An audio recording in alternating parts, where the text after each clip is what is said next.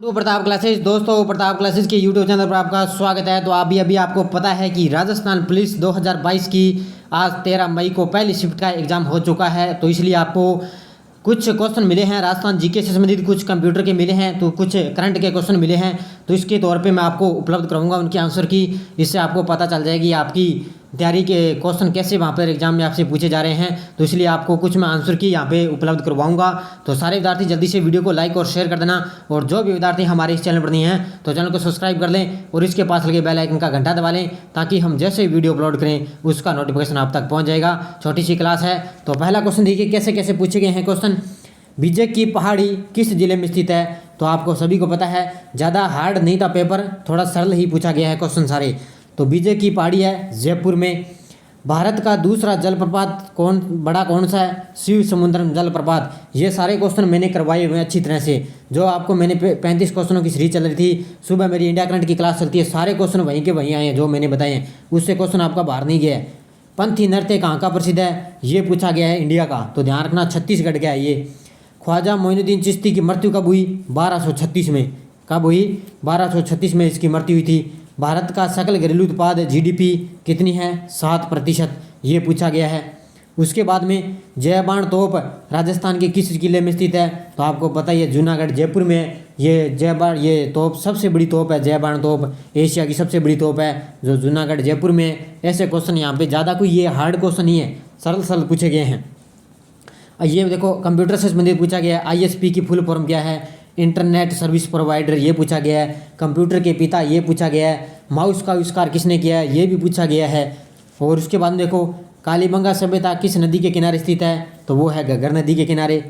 राजस्थान में वर्तमान में सर्वोच्च न्यायालय के मुख्य न्यायाधीश कौन है? अकील कुरैशी हैं। लेकिन ये 38वें न्यायाधीश थे, इनको हटा दिया। अब कार्यवाही कौन बने थे? श्रीवास्तव बने थे ये कार्यवाहक है। और ये पूछा गया सर्वोच्च न्यायालय के, तो अकील कुरैशी हैं। बड़ा ही जी क्वेश्चन पेपर आया। राहुल किला इस्पात संयंत्र किस देश के शौक से लगाया गया? कई बार मैंने बता दिया, जर्मनी के शौक से ये लगाया गया। तो इनको आप अच्छी तरह से पढ़ लेना। अब जो शाम वाली शिफ्ट में होगा उसको आप इस हिसाब से आप पढ़ सकते हो। राजस्थान के किन खनिजों में राजस्थान का एकाधिकार है? ये तो भाई बहुत बार एग्जाम में पूछा जाता है, शीशा और जस्ता।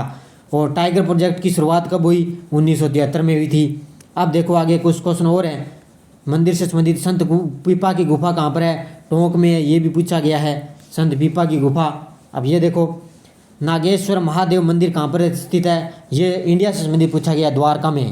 यहाँ पर है नागेश्वर महादेव मंदिर, द्वारका में है। ये इंडिया से संबंधित है।